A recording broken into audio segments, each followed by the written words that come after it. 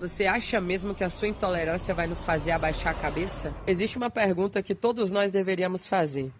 De que vale a liberdade religiosa escrita na Constituição se ela desaparece justamente quando a nossa religião é praticada? O Brasil é um estado laico, certo? Isso significa que a Constituição garante o livre exercício dos cultos religiosos e determina que os locais de culto e suas liturgias sejam protegidos. Na teoria, esse direito pertence a todos. Mas na prática, a nossa história mostra que nem sempre foi assim, né? Nas últimas décadas, anos, meses e dias, vimos autoridades e civis interrompendo cerimônias religiosas, entrando em terreiros sem o devido respeito, coagindo praticantes, apreendendo ou quebrando os nossos atabaques, destruindo as nossas imagens sagradas e tratando os nossos símbolos religiosos como se não tivessem nenhum valor. E isso não é opinião, não é teoria e muito menos narrativa. Isso é arquivo. Lá em 1890, quando a República mal tinha saído da maternidade, o Brasil aprovou um novo Código Penal. E sabe onde as nossas práticas religiosas foram aparecer? Dentro de um capítulo chamado Crimes contra a Saúde Pública. Pois é.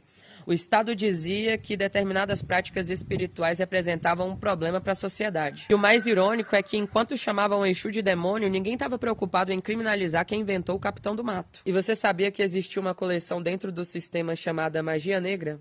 Sim. Era esse o nome dado oficialmente ao acervo de atabaques, fios de conta, de imagens sagradas retirados à força dos terreiros durante operações policiais. Detalhe: não escondidos, não num porão qualquer, era catalogado, organizado e exposto como curiosidade. Imagine só você roubar o sagrado de alguém e ainda dar nome para sua coleção de roubo. Não era apenas a apreensão de objetos. Era a tentativa de retirar dessas comunidades o que sustentava a sua identidade e a sua memória. E até 1976, muitos terreiros precisavam pedir licença das autoridades para funcionar. E o pior, pagar e ter o papel não era garantia de nada. A polícia ia quando bem entendia, do jeito que bem entendia. Porque, no fundo, aquele papel nunca foi sobre regularizar, foi sobre controlar. Meus irmãos, olhar para todas essas histórias não é para alimentar o ódio.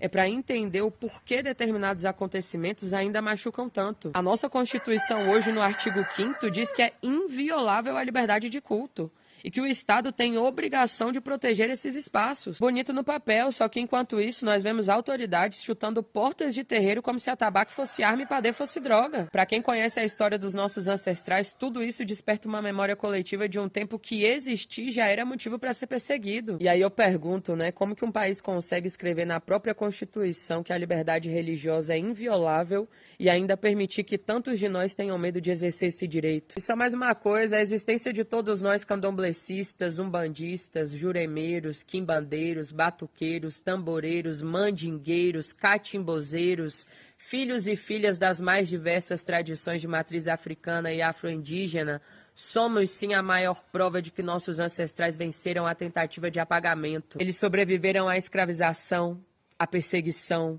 resistiram às correntes, às proibições, aos preconceitos. Você acha mesmo que a sua intolerância vai nos fazer abaixar a cabeça?